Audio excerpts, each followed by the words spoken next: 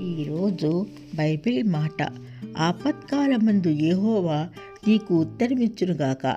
యాకోబు దేవుని నామము నిన్ను ఉద్ధరించునుగాక.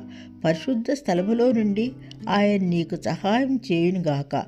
సియోనులో నుండి నిన్ను ఆదుకొనుగాక.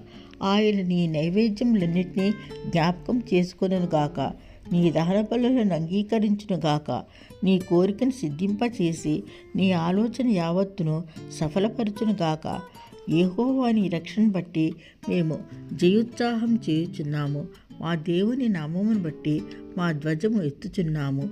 నీ ప్రార్థనలన్నీ యెహోవా సఫలపరచునుగాక. యెహోవా తన అభిషక్తిని రక్షించునని నాకిప్పుడు తెలియను. రక్షణార్థమైన తన దక్షిణహస్త బలము చూపును. తన పరిశుద్ధాకాశంలో నుండి అతనికి ఉత్తరమిచ్చును. కొందరు రథములను బట్టి, కొందరు గుర్రములను బట్టి అతిశయపడుతురు. మనమైతే మన దేవుడైన యెహోవా నామమును బట్టి అతిశయపడుతుము.